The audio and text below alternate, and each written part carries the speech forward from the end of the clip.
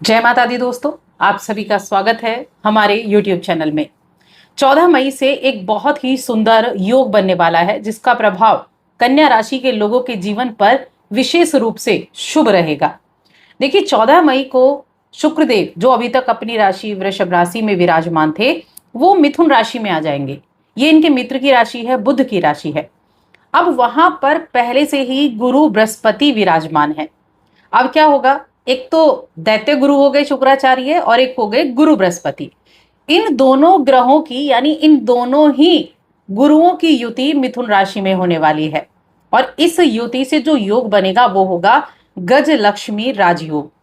इस राजयोग का प्रभाव 8 जून तक किस तरह से कन्या राशि के लोगों को देखने को मिलेगा, चलिए विस्तार से जान लेते हैं।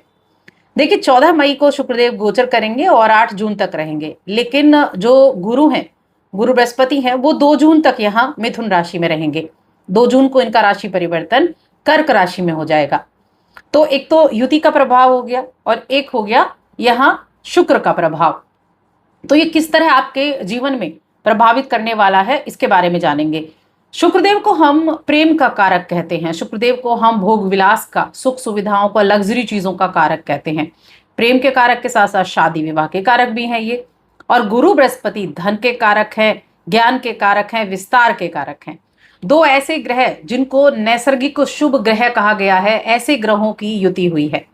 अब देखिए, ऐसे ग्रहों की युति का होना आपके लिए विशेष रूप से लाभदायक है, क्योंकि आपके लिए ये धन भाव के स्वामी होते हैं शुक्रदेव। दूसरा भाव हो गया ना धन भाव, और साथ में भाग्य भाव के स्वामी भी शुक्रदेव ही होते हैं। अब ये गोचर कहाँ होगा? ये होगा आपके कर्म भाव में, दसम भाव में, कार्य क्षेत्र में। तो भाग्य का स्वामी और धन का स्वामी जब कार्य क्षेत्र में जाएगा और वहां पर गुरु भी बैठे हैं, गुरु के साथ जब वहां युति करेगा तो धन की चीजें भी, यानी दूसरा भाव एक्टिव हो गया, जो कि वाणी का भी है, संस्कारों का है, धन का है, कुटुंब का है।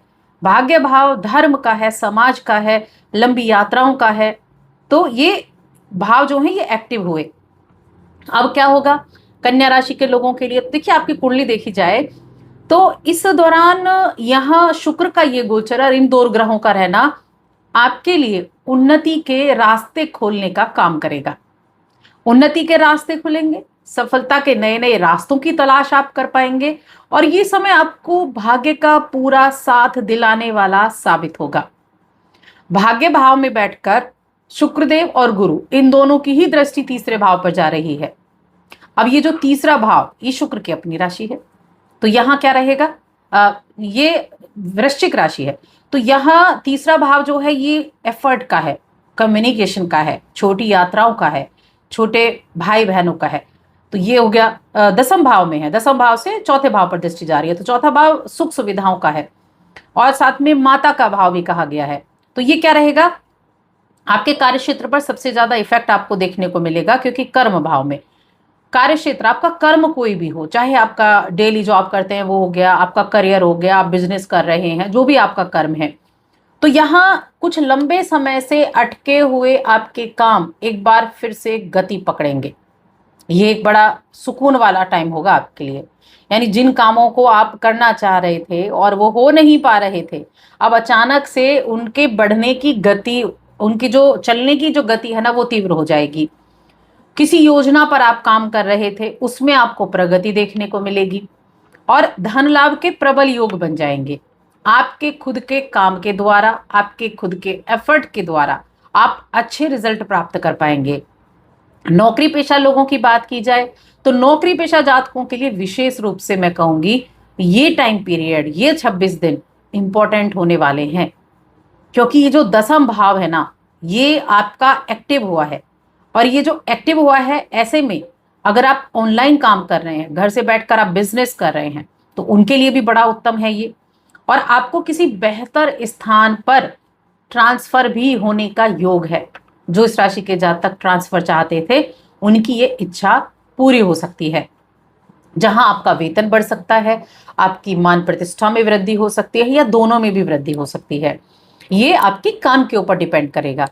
करियर के लिहाज से अच्छा हो गया, नई पहचान मिली आपको, आपका नाम हुआ, एक स्थिरता आएगी। जो फ्लक्चुएट कर रहा था ना आपका कार्य, कभी मन लग रहा है, कभी नहीं लग रहा है, कभी मन में कुछ भाव आ रहे हैं, वहां स्थिरता आ जाएगी, वहां स्थिरता आएगी, क्योंकि जो मिथुन राशि है ना, ये बुद्धि की राशि है, बुध की राशि है। और जो शुक्रदेव है वो बैलेंस करना बहुत अच्छे से जानते हैं, तो अपनी बुद्धि को भी बैलेंस करेंगे और चीजों को भी बैलेंस कर पाएंगे, स्थिरता मिलेगी। और व्यापार की बात करते हैं तो व्यापार करने लोगों के लिए भी ये समय कहीं ना कहीं अच्छे रिजल्ट देने वाला है, क्योंकि इस समय आप नए लोगों के साथ मेल मिलाप बढ़ा सकते हैं, साझेदारी के बारे में सोच सकते हैं, उनके सहयोग से आप अपने काम को आगे बढ़ा सकते हैं। उन जो नए लोग बने या फिर आपके ही परिवार के सदस्य कह लीजिए, आपको सहयोग देते हुए दिखाई देंगे, जिससे बिजनेस का विस्तार कर पाएंगे। पारिवारिक जीवन में भी सुख शांति बनी रहेगी, क्योंकि एक तो 10वें घर से चौथे पर दृष्टि जा रही है, परिवार का है, दूसरा भाव एक्टिव है, कुटुंब का है, तो ये परिवार में सुख शांति बनाने का काम करेगा, घर का माहौल पॉजिटिव रहेगा। शुक्र का ये गोचर जीवन में खुशियां तो लाएगा ही, उन खुशियों से संतुष्टि भी देने वाला रहेगा। देखिए, ये जो दूसरा भाव हम कहते हैं ना, इसको ये संचित भाव भी होता है, जो आपने संचित किया, जो आपने संस्कार संचित किए वो भी हो गया।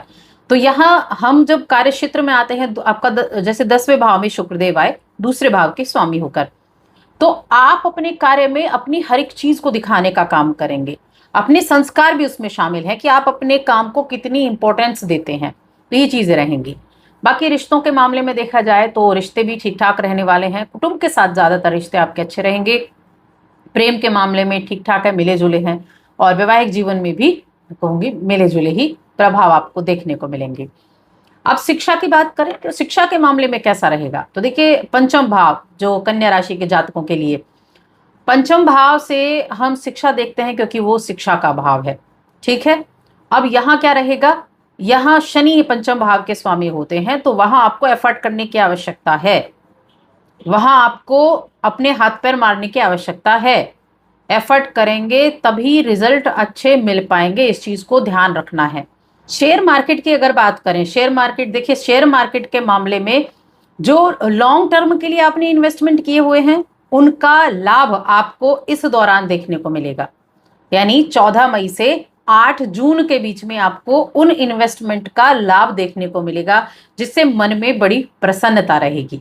अब उपाय क्या कर सकते हैं, तो और शुभ परिणाम प्राप्त करने के लिए, शुक्र को मजबूत करने के लिए, इस युति को मजबूत करने के लिए शुक्रदेव के बीज मंत्र का जाप करें। अगर करियर को इंपॉर्टेंस देनी है तो शुक्रदेव के बीज मंत्र का जाप करें और डेली करें, जितने कर सकते हैं, यानी 1 माला तक आप 1 माला जाप करेंगे डेली तो बहुत अच्छे रिजल्ट आपको उससे देखने को मिलेंगे। तो बस आज की इस वीडियो में इतना ही। वीडियो कैसी लगी कमेंट करके जरूर बताएं। जय माता दी।